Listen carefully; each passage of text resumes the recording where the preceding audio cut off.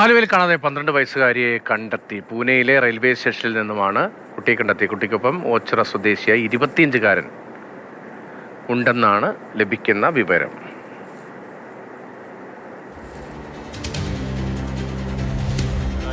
Location കിട്ടി. അത് കഴിഞ്ഞ് പോലീസ് പാർട്ടി അവിടെ തന്നെ വെയിറ്റ് ചെയ്യാൻ പറഞ്ഞു. അടുത്തൊരു ടീം ഇവിടെ നമ്മൾ അറേഞ്ച് ചെയ്ത് വീണ്ടും വിട്ടു.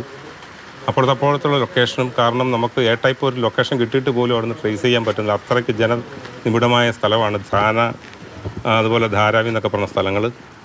എന്തായാലും നമ്മൾ അവിടുത്തെ ഓഫീസേഴ്സിനെ കോൺടാക്ട് ചെയ്തു, നമുക്ക് കിട്ടിയ ഇൻഫർമേഷൻ കൊടുത്തു. എന്നാലും രാത്രികാലങ്ങളിലൊന്നും അവരുടെ സഹായം വളരെ കുറവാണ്. എങ്കിൽ നമ്മുടെ ഇവിടുത്തെ കേരള പോലീസ് രാത്രിയിലൊക്കെ സെർച്ച് ചെയ്യുന്ന പോലൊന്നും അവരത്ര, എങ്കിലും അവരുടെ സഹായം നമ്മൾ അഭ്യർത്ഥിച്ചുകൊണ്ട് തന്നെ നീങ്ങി.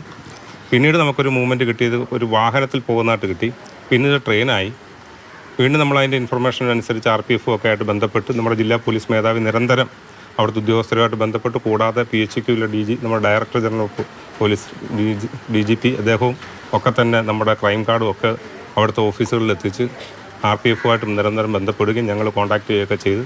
എന്തായാലും നമുക്ക് മനസ്സിലായി, നിസാമുദ്ദീൻ എക്സ്പ്രസ്സിൽ അവർ പൂനെയിൽ 3:50 നമ്മൾ സമയം, ഏകദേശം 4 മണിയാകുമ്പോൾ എത്തുമെന്ന് മനസ്സിലാക്കി. അതനുസരിച്ച് നമ്മൾ തലേദിവസം വെയിറ്റ് ചെയ്ത പാർട്ടി താനേന്ന് പൂനെയിലെത്തി പെട്ടെന്ന് തന്നെ ട്രെയിൻ നിർത്തിയ സമയത്ത് ഫ്രണ്ടും ബാക്കും ഉള്ള ജനറൽ കമ്പാർട്ട്മെൻറ്റിൽ കയറത്തുള്ളതെന്ന് മനസ്സിലാക്കി. അങ്ങനെ കമ്പാർട്ട്മെൻറ്റ് പരിശോധിച്ച സമയത്താണ് കുട്ടികളെ നമുക്ക് കിട്ടിയത്. എന്തായാലും വളരെ അനുഗ്രഹമാണ്. പക്ഷേ നമുക്ക് പറയാനുള്ളത്, കുഞ്ഞുങ്ങളെ നല്ല രീതിയിൽ നോക്കുക, ശ്രദ്ധിക്കുക, അവരുടെ മാറ്റങ്ങൾ ശ്രദ്ധിക്കുക.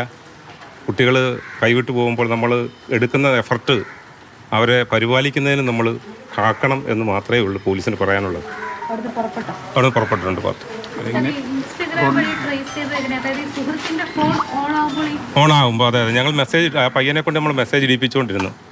അങ്ങനെ ആണ് നമുക്ക് അവൻ ഓണാകും. അപ്പം അങ്ങനെയാണ് നമുക്ക് അതിൻ്റെ ലൊക്കേഷനൊക്കെ സൈബർ സംഭവത്തിലാണ് ഇപ്പോൾ ഇടയ്ക്ക് അവൻ ഓഫാക്കും.